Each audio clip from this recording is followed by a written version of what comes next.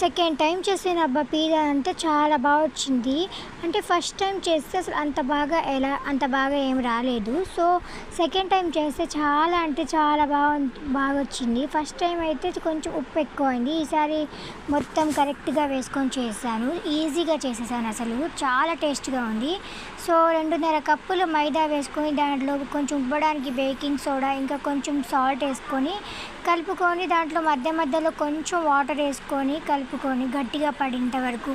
So, అలా కొంచెం ఏసుకున్న తర్వాత దాంట్లో కొంచెం నూనె వేసుకొని ఇంకా కలుపుకోండి. ఇంకా గట్టిగా పడుతుంది. సో, అలా కలుపుకున్న తర్వాత ఒక 5 మినిట్స్ పాటు అయితే పక్కనైతే పెట్టేయాలి. సో, ఆ లోపల మేము తెచ్చుకున్న వెజిటేబుల్స్ ఉన్నాయి కదా!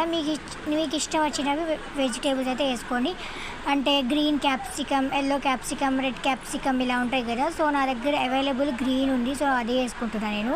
ఒక టమాటా చాలు. ఇంకా గ్రీన్ క్యాప్సికమ్ ఒకటొచ్చేసి ఉల్లిపాయ. సో, అన్నీ పెద్ద పెద్దగా కట్ చేసుకోవాలి. ఉల్లిపాయ అయితే లేయర్‌గా తీసి అయితే కట్ చేయాలి. క్యాప్సికమ్ వేయడం వలన చాలా అంటే చాలా టేస్ట్‌గా ఉంటుంది.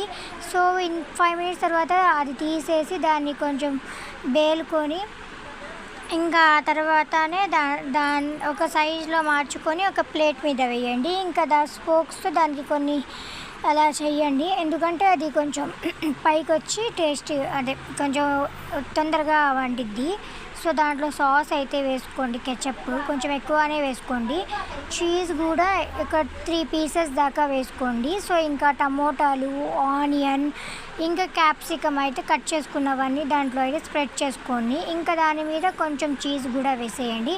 ఇంకా కొంచెం సాస్ వేసి మీకు ఆప్షనల్ ఇంకా ఉంటుంది కదా! సో, అది వేసుకొని చిల్లీ ఫ్లేక్స్ అవి ఉంటాయి అవి వేసుకొని ఇంకా కొంచెం సేపు అయితే గ్యాస్‌లో పెట్టుకొని అంతే చీజ్ అయితే రెడీ అయిపోతుంది. సబ్స్క్రైబ్ చేసుకోండి. Bye bye.